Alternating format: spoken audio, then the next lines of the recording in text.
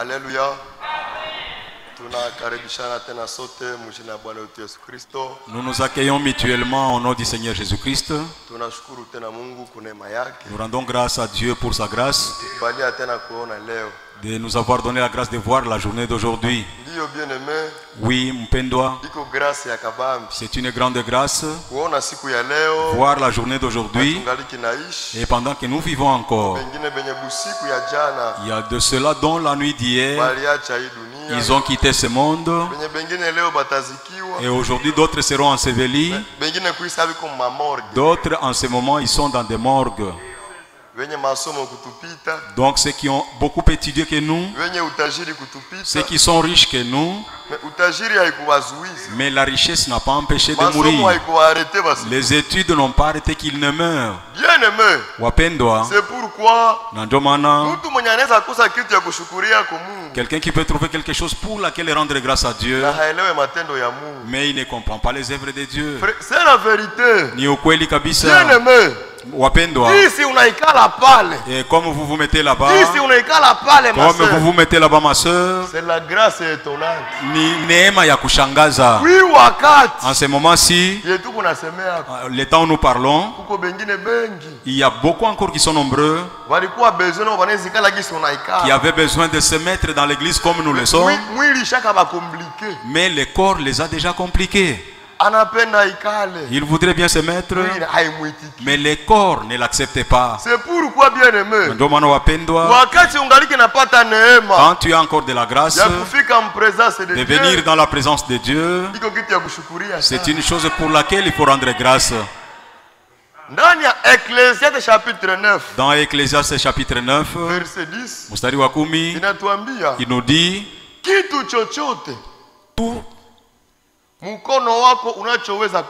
tout ce que ta main peut faire, fais-le de tout ton zèle.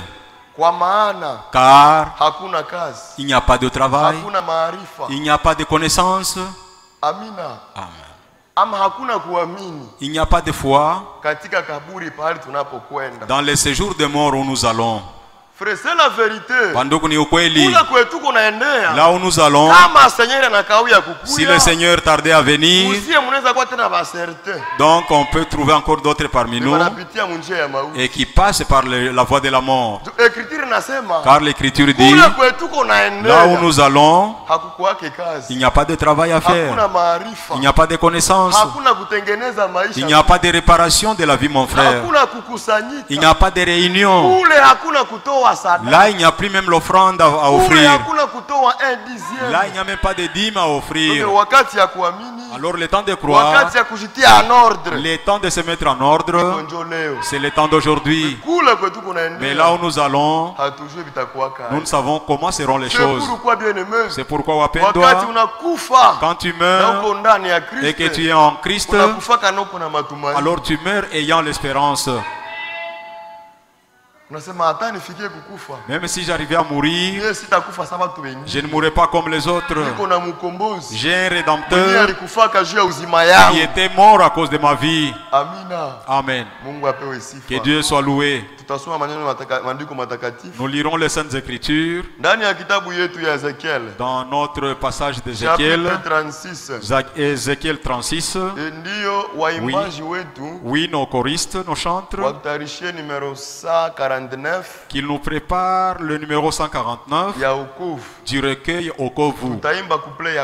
Nous chanterons seulement le premier couplet et le dernier. Le premier couplet et le dernier après la lecture. Je vais lire au nom de Jésus-Christ. Je vous retirerai d'entre les nations. Je vous rassemblerai de tous les pays. Et je vous ramènerai dans votre pays. Je répandrai sur vous nos pis. Et vous serez purifiés. Je vous purifierai de toutes vos souilles et de toutes vos idoles. Et je vous donnerai un cœur nouveau. Et je mettrai en vous. Et j'ôterai de votre corps le cœur de pierre. Et je vous donnerai Un cœur de chair. Moyo wa mnofu. Amina. Jean chapitre 12. Yohane 12. Verset 26. Mstari 26. Jean chapitre 12. Yohane 12. Verset 26. Mstari 26. Si quelqu'un me sert, ikiwa mtu ananitumikia, qu'il me suive, anifate basi. Et là où je suis, na pale nilipo, là aussi sera mon serviteur. Na pale mtumishi wangu atakuwa. Et si quelqu'un me sert, na kama mtu akinitumikia, le Père l'honorera. Baba yangu atamheshimu. Amina. Notre Seigneur Jésus-Christ. Nous venons de lire les Saintes Écritures. Nous demandons que ton esprit qu'il puisse descendre et qu'il soit notre enseignant. Que ton Saint-Esprit puisse descendre au Dieu, qu'il soit notre prédicateur. Nous t'invoquons parmi nous, que tu viennes être la solution à tous nos problèmes. Et celui qui est venu malade, qu'au travers de ta présence au milieu de nous, qu'il reçoive la force et la bonne santé. Celui qui est entré avec un problème qui l'accable, parce qu'il a accepté au Dieu, la difficulté ne lui a pas arrêté pour manquer le culte, mais il est venu devant toi, Seigneur. Que tu sois la solution à son problème. Que celui qui a un problème qui l'accable beaucoup au Seigneur, que tu sois la solution à son problème. Et celui qui est entré étant faible, dans la chair qui est dans l'esprit, que tu lui viennes en aide. C'est pourquoi, Seigneur Jésus, nous te laissons tous les programmes et que tu nous fasses descendre ton onction, car il est écrit dans 1 Jean que c'est l'onction qui nous enseigne. Ce n'est pas l'onction du prédicateur, mais c'est ton onction à toi, Seigneur. C'est ce qui enseigne ta volonté.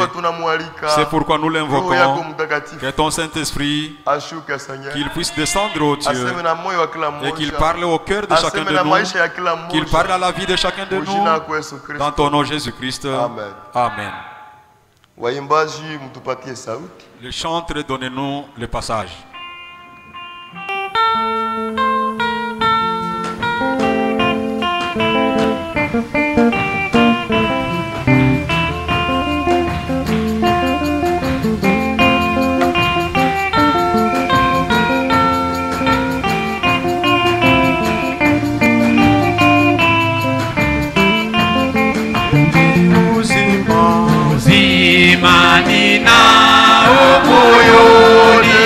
Daima uzimani Yesu Mungu aliyeingia rohoni akitimiza kweli na shiba rohoni kwa rabu. Haleluya. Na moto wa mbinguni ulimo napata kukaa nuruni kabisa, na nuruni Yesu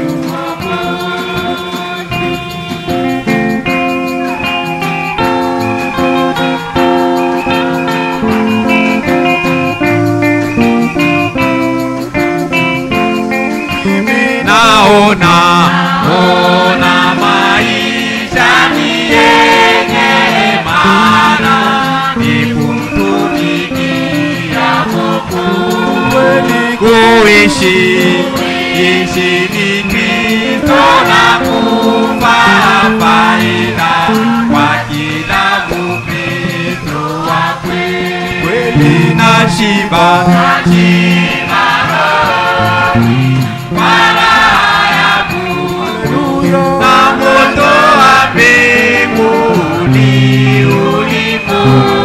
napata kukaa nuruni kabisa, na nuruni Yesu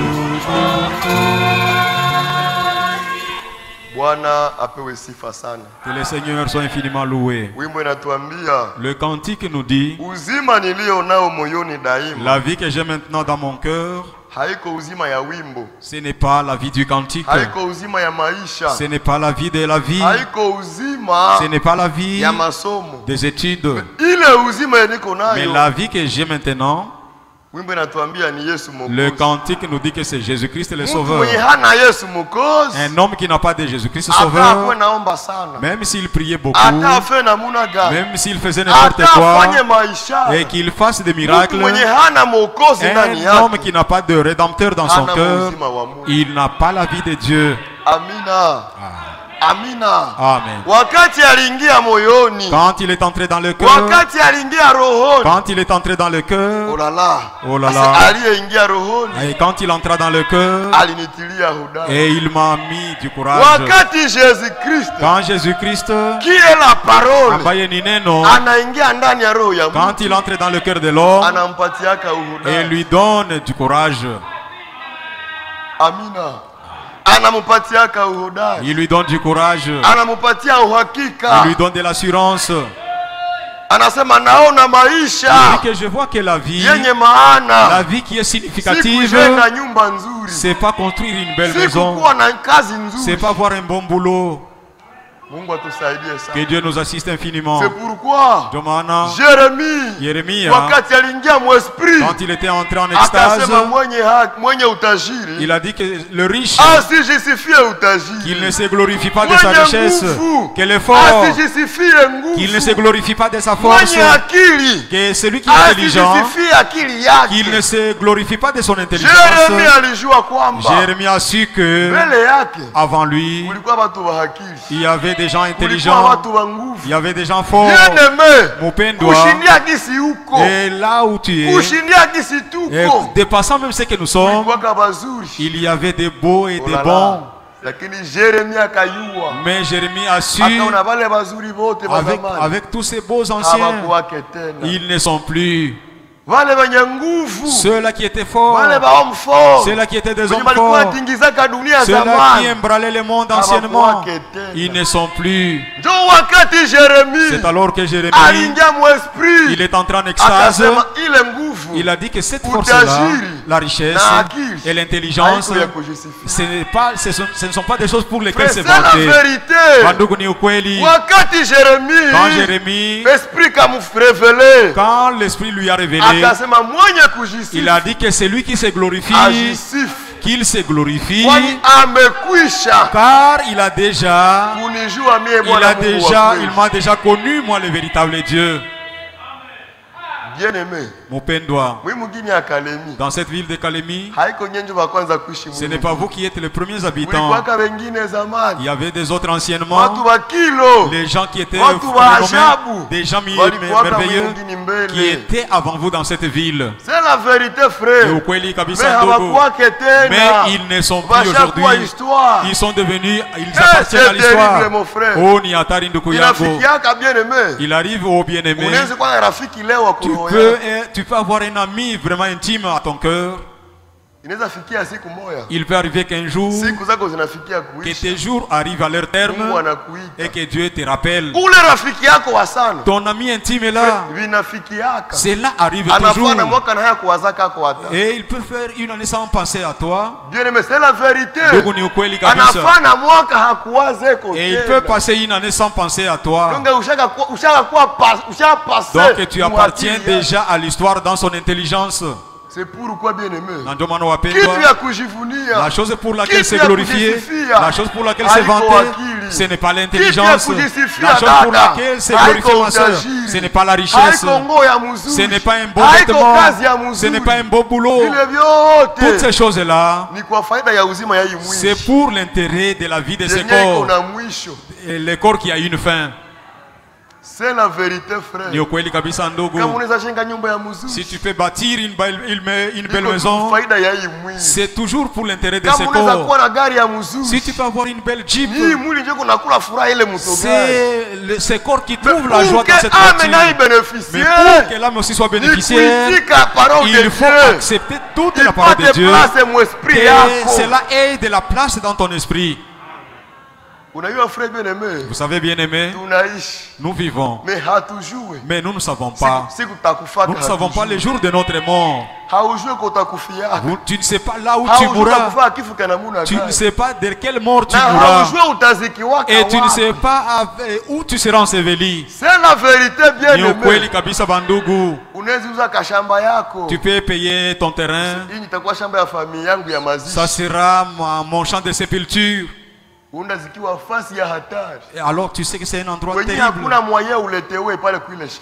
Là, pardon. C'est pourquoi, bien aimé, l'effort que nous revêtons, c'est une couverture. Mais l'homme pour lequel combattre la vie de l'âme. Amen. Que Dieu nous assiste. C'est ainsi qu'un cantique nous a dit dans le recueil de Okovu. Oh Seigneur Jésus, enseigne-moi. Enseigne-moi à bien te servir. Et encore un peu de temps. Encore un peu de temps qui me reste. Et tu me donnes à te servir correctement. Amen. Bien-aimé, tu vis, mais nous ne savons pas quels sont nos jours. Nous vivons, nous ne savons pas quel est notre temps. Nous vivons, amen. Et nous ne savons pas ce que Dieu réserve pour nous. C'est pourquoi, quand Dieu a regardé, il a donné la promesse. Il a dit, je vais vous préparer une place. Je reviendrai encore. Quand il a fait cette promesse-là, Jésus-Christ, il l'a vu. Et que sans la mort, cette promesse sera foutue. Alors il a accepté qu'il aille jusqu'au calvaire pour qu'il puisse accomplir ses promesses à cause des croyants. Amen. Que Dieu nous assiste. Que Dieu nous vienne en aide. Oh là là. Bien-aimé, nous avons une petite leçon. Inasema maisha iliyoshurutishwa na neno. La vie qui est exigée par la parole de Dieu. Si c'est un bon caractère, si tu parles doucement, si ce sont de bonnes œuvres, que cela soit produit par la parole de Dieu dans ta vie. Amen. C'est pourquoi nous sommes au temps bien-aimé où l'homme de Dieu Branham a dit, avant que la pluie ne tombe, il y a une préparation qui se fait. Les nuages sortent d'un côté, l'autre nuage sort d'un autre côté, l'autre nuage vient de l'autre côté, l'autre nuage vient de ce côté-là, et le vent amène ces nuages. Quand ces nuages vont s'assembler et ayant la force, c'est alors qu'elles s'organisent pour tomber comme pluie. Et il nous est dit encore dans le passage, il est dit, l'état de l'union wakati wa muungano na alama yake, paragraphe yake 97, au 97e paragraphe. Nous voyons les nations s'unir. Nous voyons les mondes s'unir. Nous voyons le communisme s'unir. Nous voyons les églises aussi s'unir. Et nous voyons Dieu s'unir lui-même avec son épouse jusqu'à ce que lui et l'église devienne une seule chose et même chose. Amina. Dieu aussi de sa part, vous savez bien aimé, ceux qui se perdent en ces temps, ils sont dans la préparation. C'est pourquoi pour aller au ciel, ils sont aussi dans la préparation. Dans la brochure de ce moment, de l'année 62, le frère Branham dit, et même la perdition, il faut aussi combattre pour cela. Il faut que tu t'efforces d'avoir la haine, que tu t'efforces d'avoir la jalousie, que tu t'efforces d'être menteur, car tu as ce droit d'aller en enfer. Car il dit qu'il faut combattre aussi pour ça. Il faut frayer un chemin. C'est la vérité. Mais aussi pour aller au ciel, c'est aussi un combat à mener. Amina. Amen. C'est pourquoi nous sommes dans un temps où Dieu nous a rassemblés. Il nous a mis dans un rassemblement pour nous dire quelles sont ses promesses et qu'il nous dise qu'est-ce que nous devons faire pour notre préparation. Donc en ce temps-là, Corneille, il était visité par Dieu. Quand Pierre était arrivé, il a dit à Pierre, tous nous sommes devant le Seigneur. Nous nous attendons à ce que le Seigneur a mis sur ton cœur pour nous. Amina. C'est pourquoi mon frère, quand Dieu a regardé Corneille, c'est un homme juste, un homme qui avait de bonnes œuvres, et Dieu eut pitié de lui. Il dit que ces bonnes œuvres, sans la véritable foi, et cela n'est rien. C'est la vérité. Car les Éphésiens nous disent, nous ne sommes pas sauvés par nos œuvres. Nous ne sommes pas sauvés par les actes. Mais nous sommes sauvés par la grâce de Dieu. Par les moyens de la foi. Ce n'est pas par nos œuvres. Ce n'est pas par nos offrandes. Ce n'est pas par nos dîmes. Mais nous sommes sauvés par la grâce de Dieu. C'est pourquoi grâce à la rédemption de Dieu, et nous offrons, et nous donnons la dîme, nous nous réunissons, même nous balayons ensemble. Bien-aimé, donc torchonner l'église, ce n'est pas ce qui fait de l'homme une épouse, mais nous faisons cela à cause du salut, de la joie de notre salut. Nous chantons pour Dieu à cause de notre joie de salut, pour nous réjouir de notre rédemption. Nous offrons nos offrandes pour rendre grâce à Dieu à cause de l'œuvre qu'il a faite pour nous. Amina. Car la foi est vivante. Il faudrait que les œuvres de la foi puissent être manifestes.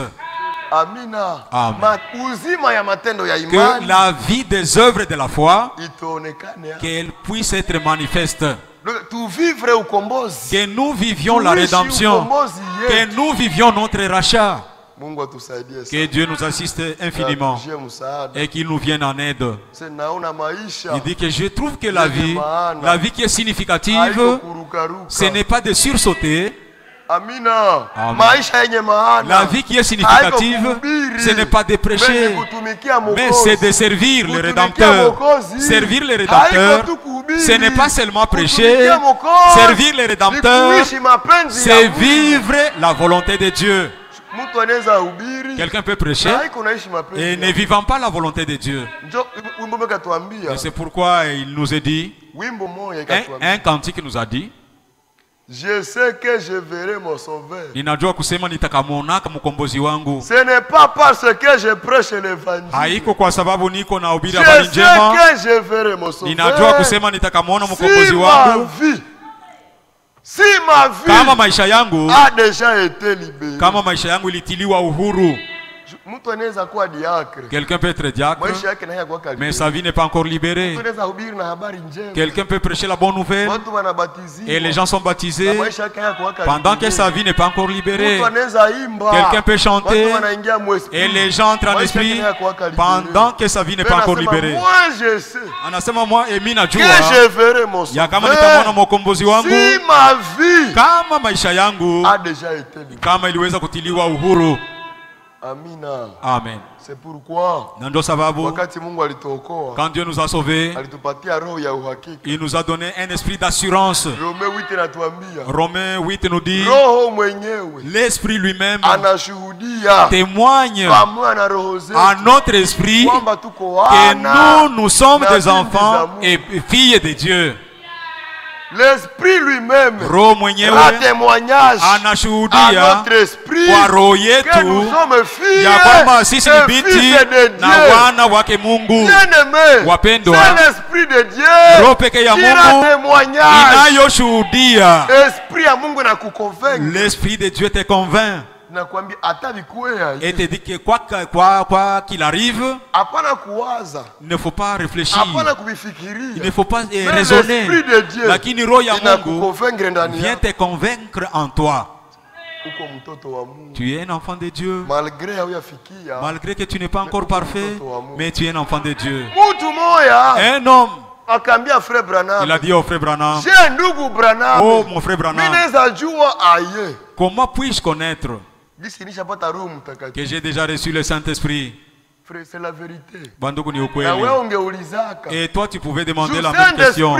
Car le Saint-Esprit, il ne change pas la couleur de la peau d'un homme. Non. Le Saint-Esprit, il ne change pas la couleur de la peau d'un homme. Non. Tu resteras avec ta même couleur, mais ta vie doit être transformée. Et Branham dit, c'est simple mon frère. C'est très simple mon frère. Que tu puisses t'affirmer toi-même et que tu as le Saint-Esprit. C'est très simple mon frère. Que tu puisses t'affirmer toi-même comme quoi tu as le Saint-Esprit. Il a dit à ses frères là, regarde à ton hier, regarde à ton passé, et aujourd'hui comment tu es. Amen. Regarde comment tu vivais jadis. Regarde comment tu agissais jadis. Comment tu agissais jadis. Et aujourd'hui tu as jugé comment. Et aujourd'hui comment tu es. C'est là maintenant que te donnera la confirmation. Soit que tu l'as déjà acquis ou tu ne l'as pas. Alors Paul nous a dit, je suis persuadé que c'est lui qui a commencé cette bonne œuvre ataikamilisha. Wapendwa, kama kweli l'œuvre en toi avait déjà débuté, c'est lui qui l'avait inauguré. Il veille sur son œuvre en toi. Job chapitre 7, Job 14 pardon, Mustari 15. Job a dit, oh Seigneur, moi je sais que utakuwa na hamu, utakuwa na niseme Swahili ya je, utakuwa na hamu, et tu auras le désir, utakuwa na hamu, tu auras le désir kuona kazi ya mkono yako imefika mwisho, de voir que l'œuvre de ta main est arrivée à son terme. Ephésiens 2:10 nasema, et Waefeso 2:10 nasema, kazi ya mikono ya nous qui sommes l'ouvrage des mains de Dieu, tuliumbwa ndani ya Kristo, nous avons été créés en Christ pour la pratique des bonnes œuvres. Amina. Amen. C'est ainsi que Job dit, et l'homme meurt et il ne se décompose pas.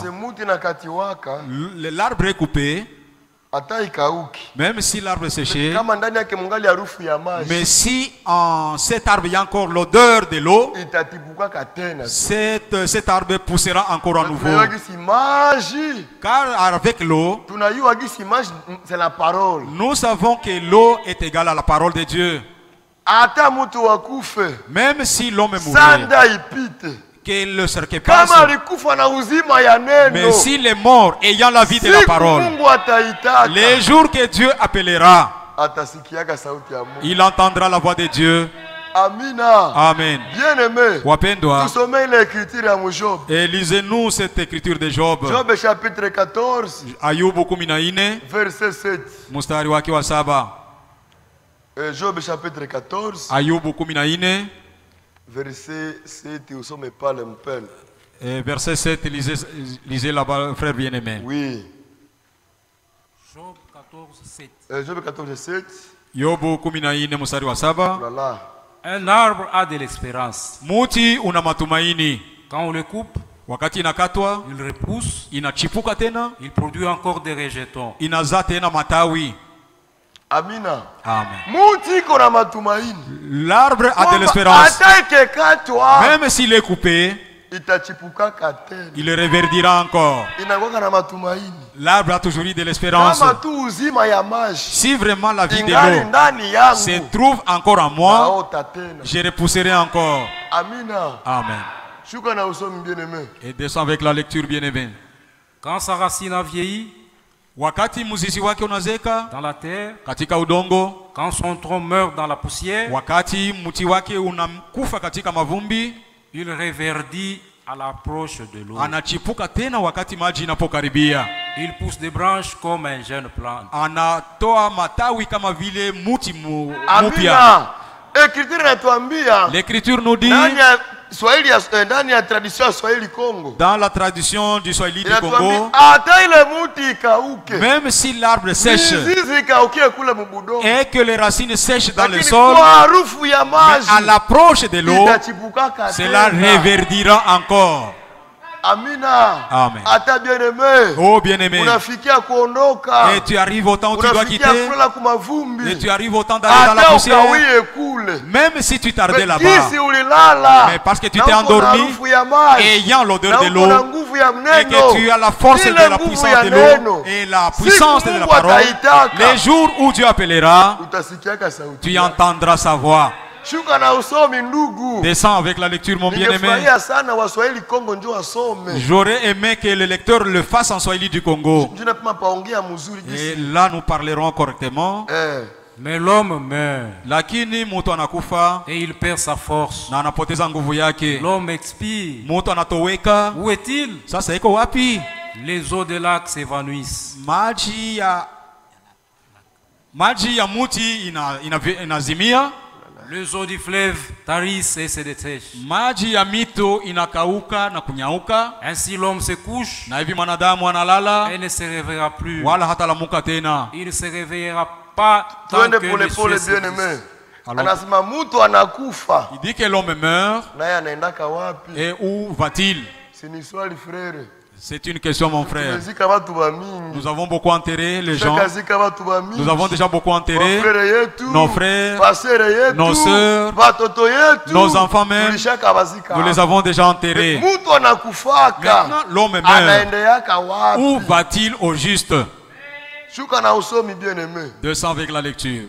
Ainsi l'homme se couche. Il ne se relèvera plus. Il ne se réveillera pas tant que les cieux subsisteront.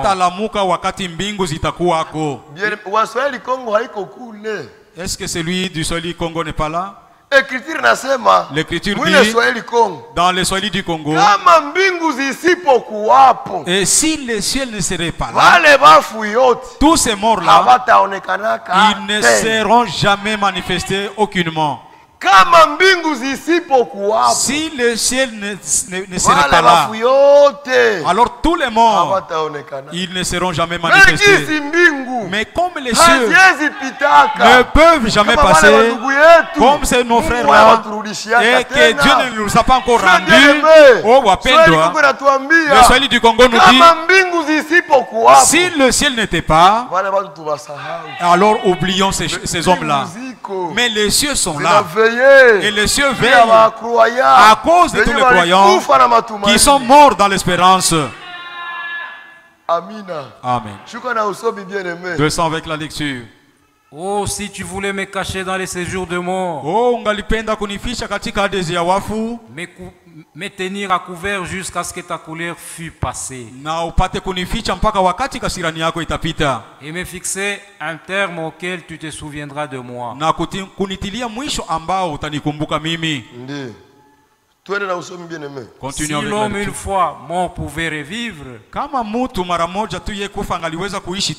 j'aurais de l'espoir tout le temps de mes souffrances. Jusqu'à ce que mon état vint à changer. Tu appellerais alors? Et je répondrai. Amina. Wakati utaitaka Seigneur. Quand tu appelleras Seigneur. Wakati utaitaka. Quand tu appelleras Seigneur. Moi Job. Quoi que je sois dans la poussière. Quoi que je sois dans l'eau. Les jours où tu appelleras. Mupendwa. La Bible dit je te répondrai. Je te répondrai. Quand tu appelleras Seigneur. Je te répondrai. Cette profondeur de la parole qui était en moi, j'entendrai ta voix. Amen. Oh là là. Descends avec la lecture, mon bien-aimé. Tu languiras après l'ouvrage de tes mains. Na utateseka kisha kazi ya mikono yako. C'est pourquoi j'ai souhaité qu'on lise la Bible du Swahili du Congo. Donc tu auras le désir. Tu auras le désir. Tu auras le désir de voir l'œuvre de tes mains. Nous sommes l'ouvrage des mains de Dieu. Il a souffert pour notre salut. Il accepta et qu'il abandonne la gloire. Il accepta qu'il abandonne les cieux, qu'il accepta et qu'il laisse l'adoration pour venir faire son œuvre de rédemption. Mupendwa, il ne s'est pas arrêté à ce niveau. Il a accepté là à Golgotha et qu'il soit dénudé. Et il n'a pas eu honte à cause de mon rachat et de ton rachat. Amen. Bien-aimé, Mupendwa, si je suis tel que je suis aujourd'hui, si tu es tel que tu es aujourd'hui, ce n'est pas la volonté du pasteur, ce n'est pas la volonté de l'église, mais c'est la grâce du sang, mais c'est la grâce du sang. Frère bien-aimé, au Calvaire, le Seigneur a dit maintenant,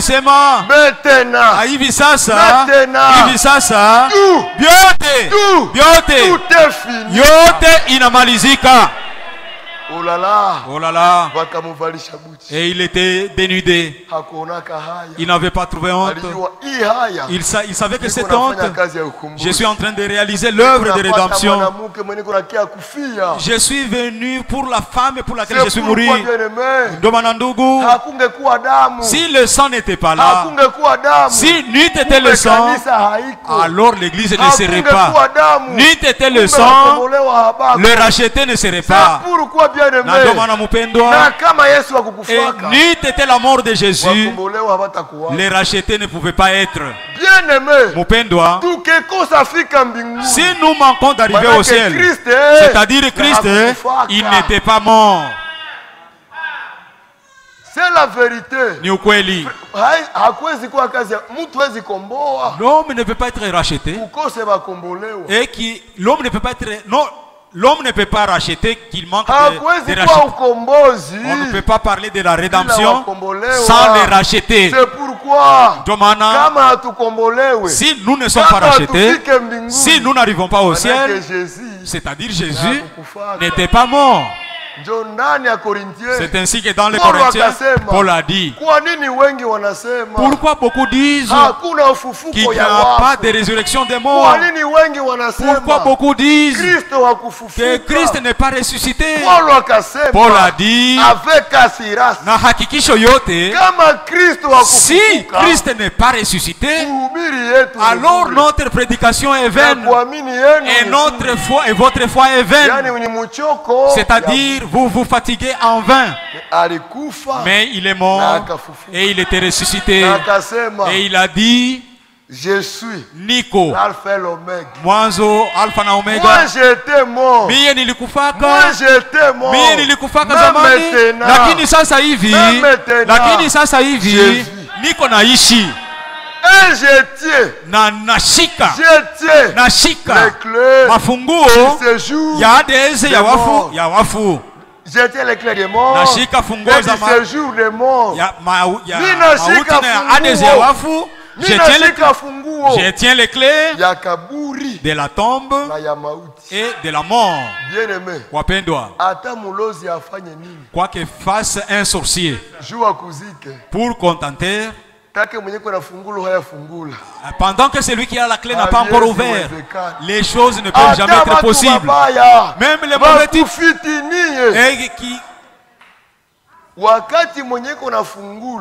pendant que celui qui a la clé n'a pas encore décidé, les choses ne peuvent jamais se réaliser ainsi. Il dit que c'est moi qui tiens les clés de la tombe de tout un chacun. Et même les clés de la mort et les clés du séjour des morts. Quoique les sorciers t'ensorcellent ou t'empoisonnent, mais si la clé n'a pas encore ouvert, ça sera de la vitamine dans ton corps. Même si on t'ensorcelle, et dans le sud Kivu, dans les Idui, il y a des sortilèges qu'on appelle les longuets. Et si on te mettait ces sortilèges là, c'est fini pour toi. Donc l'espoir de te revoir encore sera fini. Mais malgré tout cela, même si personne t'a donné de sortilèges, pendant que le propriétaire de la clé n'a pas encore ouvert, tu ne peux jamais t'en aller. C'est la vérité. Nous prenons des poisons. On t'empoisonne sans que tu ne le saches. Mais c'est lui qui a ta clé. Pendant qu'il n'a pas encore accepté que tu t'en ailles, il fait tous les moyens possibles. Il neutralise cela dans ton corps. Amen. Que Dieu nous assiste. Que Dieu nous vienne en aide. Oui, bien-aimé. Et courons dans la lecture. Nous sommes déjà allés très loin. Mais rentrons dans notre écriture. Je vous retirerai nitawaondosha dans les nations. Katikati ya mataifa mengi. Je vous rassemblerai de tous les pays. Nitawakusanya kutoka nchi yote. Nami nitawarudisha katika nchi yenu. La chose qu'il faut ramener, c'est la chose qui vivait premièrement, qui a été enlevée de sa place. C'est pourquoi dans Pierre, il nous a dit, vous étiez comme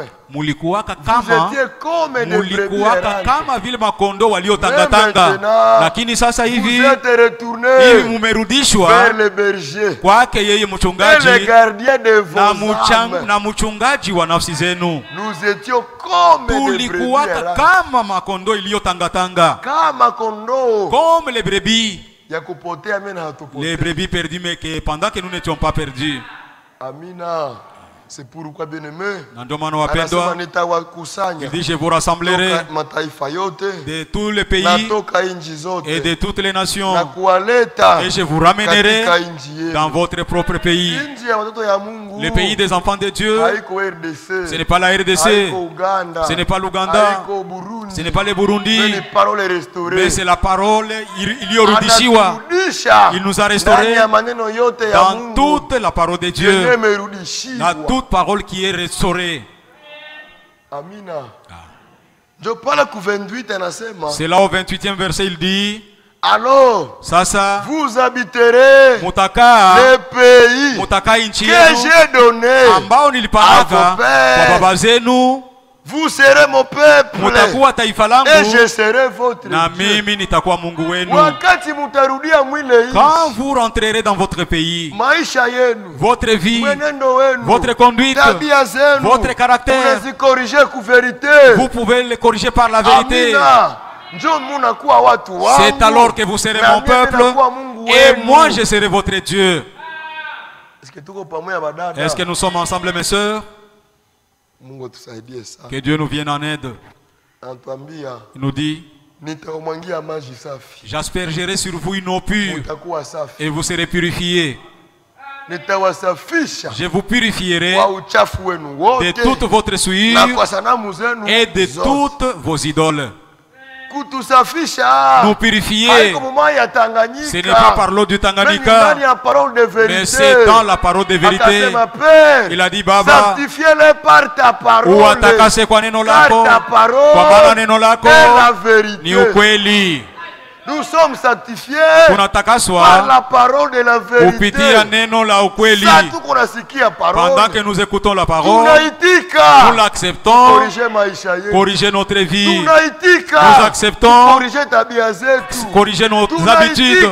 Nous acceptons, corriger toute notre attitude dans laquelle nous sommes pour la vérité. Là maintenant, il devient notre Dieu. Et il se vante pour nous. Il se vante pour nous. Amen. Que Dieu nous vienne en aide. Et qu'il nous vienne en aide. Il a dit, je ne vous abandonnerai pas comme cela. Je vous donnerai un cœur nouveau. Je mettrai mon esprit en vous pour qu'il puisse vous conduire dans toutes mes ordonnances. L'esprit, mon esprit en vous, c'est ce qui vous donnera le pouvoir de garder mes ordonnances. Est-ce que nous sommes ensemble? Que Dieu nous assiste et qu'il nous vienne en aide. Oui, Mupendwa. Et la brochure de l'homme de Dieu. Le frère Franck. Dieu se souvient de son alliance. Il dit que Mungu anakumbuka agano yake. Il a prêché en 2009. Ça a été prêché en 2009. En avril 2009. En avril 2009, page 3. Ukarasa wake wa tatu.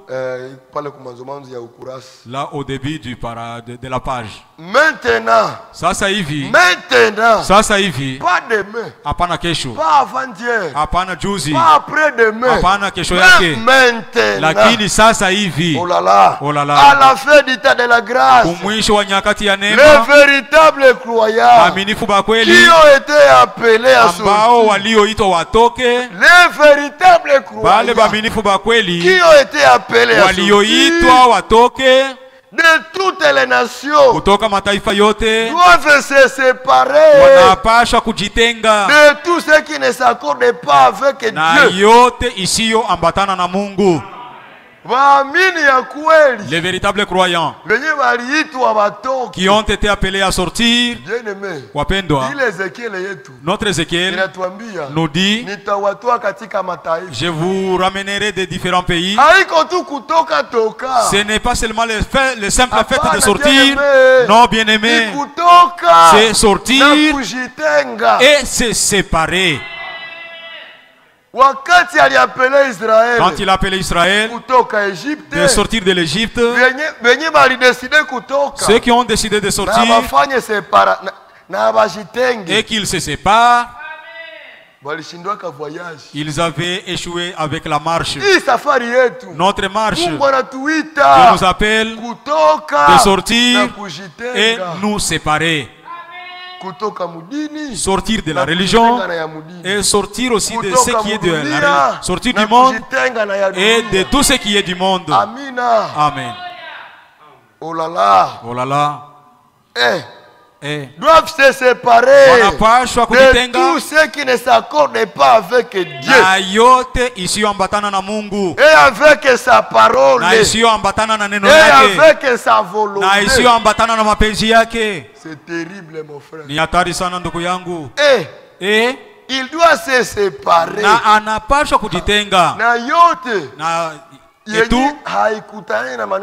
Et tout ce qui n'est pas compatible à la parole de Dieu, et tout ce qui n'est pas la volonté de Dieu, que le Seigneur nous vienne en aide. Bwana tujie kwa msaada. Oh là là. Oh là là. C'est le seul moyen. C'est le seul moyen pour devenir l'épouse parole. Bibi harusi neno. Devenir épouse parole. Il n'y a qu'un seul moyen, ma soeur. Accepter, corriger ton habitude par la parole de Dieu. Tu acceptes que tu corriges ta conduite par la parole de Dieu. Mon frère, tu acceptes de corriger toute ta conduite par la parole de Dieu. Que Dieu nous assiste. Genèse chapitre 12. Mwanzo sura 12. Verset 1er. Mstari wake wa kwanza. Soyez promptes parce que mon temps est fini. Genèse chapitre 12. Mwanzo 12. Verset 1er. Mstari wake wa kwanza. Mwanzo sura 12 mstari wa Bwana akamwambia Ibrahimu, va-t'en de ton pays, toka nchi yako, de ta patrie, toka mtaifa lako, et de la maison de ton père, na toka nyumbani mwa baba yako, dans les pays que je te montrerai. Uende hata nchi nitakayokuonyesha. Je ferai de toi une grande nation. Nitakufanya wewe kuwa taifa kubwa. Je te bénirai. Nitakubariki. Je rendrai ton nom grand. Na nitalifanya jina lako kuwa kubwa. Et tu seras une source de bénédiction. Nawe utakuwa chanzo cha mibaraka. Je bénirai ceux qui te béniront. Nitawabariki watakao kubariki. Et je maudirai ceux qui te maudiront. Na nitawalaani watakao kulaani. Toutes les familles de la terre seront bénies en toi. Jamaa zote za dunia zitabarikiwa ndani yako. Abraham partit. Abrahamu akaenda. Comme l'Éternel lui avait dit. Kama vile Bwana alivyomwagiza. Et l'autre partit avec lui. Na Loti akaenda pamoja naye. Amina. Amen. Bwana akamwambia Abrahamu, Dieu dit à Abraham, toka katika nchi yako, va-t'en de ton pays, toka katika nchi yako, va-t'en de ton pays, katika makao yako, va-t'en de ta demeure, ujitenge na ndugu zako, que tu te sépares de tes frères, na baba yako, que tu te sépares de ton père, mpaka nchi jusqu'à dans le pays que je te montrerai. Bien-aimé, mpendwa, Seigneur akampatia promesse. Le Seigneur lui donna une promesse. Nitakufanya wewe, je te ferai toi, taifa kubwa, je te ferai une grande nation, nitakubariki, je te bénirai. Amina. Amen. Atakaye kupiganisha, et celui qui te combattra, je le combattrai. Atakaye kubariki, celui qui te bénira, je le bénirai aussi. Condition, la condition que tu acceptes d'abord de sortir. Amina. Amen. Condition. La condition. Accepte d'abord la sortie. L'écriture dit Abraham sortit de la manière dont Dieu l'a. Bien qu'il y a eu un oui, il est mal sorti. Il est sorti avec l'autre que Dieu lui avait interdit. Mais quand le Seigneur il a regardé dans le désir d'Abraham, il a trouvé qu'Abraham, donc l'agissement de la parole de Dieu, il est sorti de son pays. En agissant par sa parole, il s'est séparé de sa famille. En agissant par sa voix, et il s'est séparé de ses parents. Sauti ya Mungu, c'est la parole de Dieu. Na neno ya Mungu.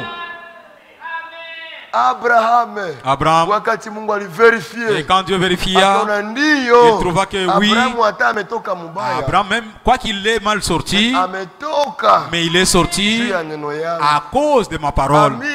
Amen. Alors Dieu a vu, alors il fallait qu'il assiste dans le chemin, car il a accepté d'abandonner certaines choses à cause de sa voix. Et toi aussi pareillement, quand tu acceptes d'abandonner certaines choses, ou quand tu avais accepté d'abandonner certaines choses à cause de la parole de Dieu, Dieu était obligé et qu'il t'assiste aussi dans d'autres domaines. C'est la vérité. Même si Abraham était sorti de la manière que Dieu ne lui a pas dit, mais lorsque Dieu vérifia, il a trouvé qu'Abraham, il était sorti à cause de ma voix. Il a obéi à ma parole. Il faudrait que c'est l'autre et que ces médisants, que ces menteurs, avec des femmes qui se parlent, il faudrait que je l'assiste aussi en ces choses. Bien-aimé, oh mpendwa, c'est terrible. Ni hatari kabisa. L'Écriture dit, lorsqu'Abraham était sorti avec Lot, et Dieu vit, alors cela sera difficile à Abraham de vivre toutes ces promesses pendant qu'il est encore uni à Lot. Est-ce que mes frères, nous sommes ensemble?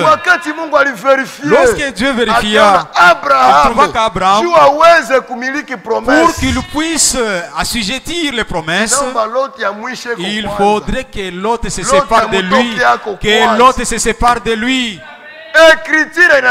L'Écriture dit, Dieu les conduisit dans une contrée qui ne pouvait pas les renfermer tous. Dieu a fait cela pour chercher qu'Abraham, pour qu'Abraham paraisse dans la volonté parfaite de Dieu. Il est arrivé un temps où Abraham, ils sont arrivés dans une contrée là où la vie était difficile. La guerre s'éleva, et la guerre s'éleva entre Abraham, entre les bergers d'Abraham et les bergers de Lot. Mais Dieu faisait tout cela pour chercher la paix à Abraham, pour que Lot se sépare d'Abraham et qu'il soit gardé dans la volonté parfaite de Dieu. C'est pourquoi David anasema, la Bible dit, David dit, Seigneur, le Seigneur m'a prêté une table devant mes adversaires. Il a prêté une table à Abraham pour qu'il se sépare de l'autre. Et toi aussi pareillement, si tu es encore attaché à l'autre, Dieu a encore le temps de t'assister encore. Alors que toi aussi, pour que tu sois déjà sorti. Est-ce que nous sommes ensemble? Quand Abraham fut sorti, et Dieu se trouva obligé de l'assister dans sa marche. Même s'il était sorti accompagné de l'autre, même s'il était sorti n'ayant pas encore quitté le mensonge, n'ayant pas encore laissé la médisance, le Dieu sauveur, lakini Mungu Mwokozi, il l'a conduit dans une contrée où que cela ne le renferme pas, et pour rester à côté de l'autre. Les combats s'éleva. Le prophète nous dit, Ibrahim, et il aimait beaucoup l'autre. Il n'a pas choix que Dieu suscite la querelle, qu'Abraham, et que quand lui naisse la haine contre son neveu Lot. Dieu savait qu'Abraham ne pouvait pas se séparer de Lot pendant qu'il l'aimait encore. Il a fallu que Dieu suscite la querelle pour que l'amour du cœur d'Abraham pour Lot diminue, pour qu'Abraham décide de la séparation.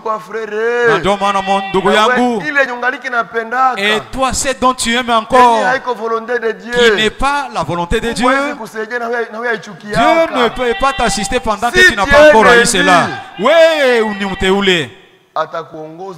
Il te conduira toi aussi dans la contrée où que cela ne te renferme pas. Rester avec cette vie-là. Donc celui qui est en esprit, il est en train de me capter noir sur blanc. C'est lui qui est dans le même esprit que moi. Il me comprend bien noir sur blanc. Bien-aimé, pour tout cela,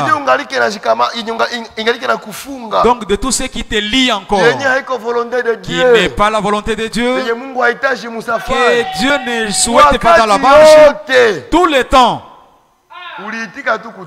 tout le temps que tu as accepté de sortir, et Dieu combattra pour toi comme il avait combattu pour Abraham. Abraham, il n'avait pas de pouvoir, il n'avait pas de force pour se séparer de l'autre, mais Dieu qui l'avait appelé avait frayé un chemin. Il a suscité un chemin pour qu'Abraham puisse avoir de la force de se séparer de l'autre.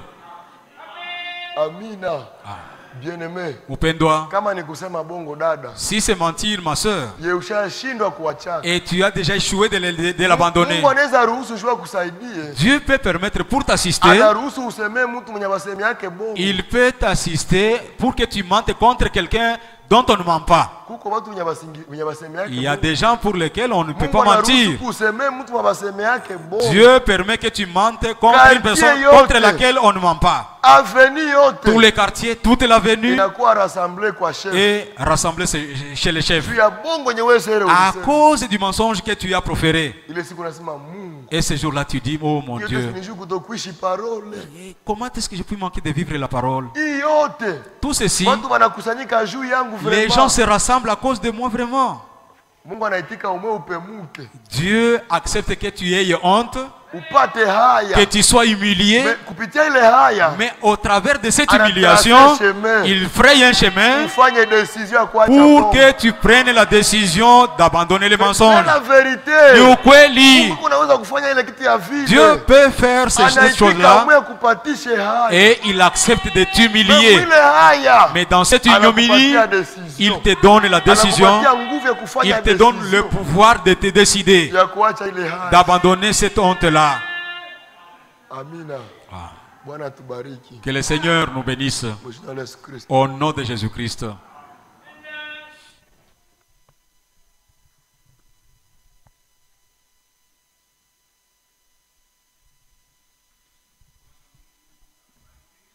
Que Dieu nous bénisse. Que Dieu nous bénisse richement. Tunamshukuru Mungu katika neno ya magharibi. Nous rendons grâce à Dieu pour la parole de ce soir. Anasema juu ya une vie exigée par la parole. Il nous dit kuhusu maisha ile neno iko na shurutisha. Ile neno maisha neno iko na shurutisha. Une vie exigée par la parole. Neno iko na shurutisha maisha matakatifu. La parole exige la vie sainte. Neno nasema hapa kila mtu ujiachilie. Tu dois te laisser corriger par la parole. Corriger tes pensées, tes actes. Laisse être corrigé par la parole. Que Dieu nous bénisse richement. Dieu nous a beaucoup parlé. Que chacun de nous se lève. Lèvons-nous. La parole de Dieu nous dit, l'Esprit de Dieu, même pour te perdre, tu dois combattre. Même pour aller au séjour de mort, tu dois t'efforcer. Tu connais bien ce que tu fais. Pour avoir le salut, tu dois combattre. La perdition aussi, tu dois combattre. Maintenant, toi, tu combats pourquoi? Tu combats pourquoi? Parce que tu sais, c'est ce que tu moissonneras. Chacun de nous va prier Dieu selon la parole. Selon ce que Dieu lui a parlé. Prions tous ensemble. Te disons merci au notre Dieu en tout. Et nous prions tous ceci. Au nom de Jésus-Christ. Amen. Amen.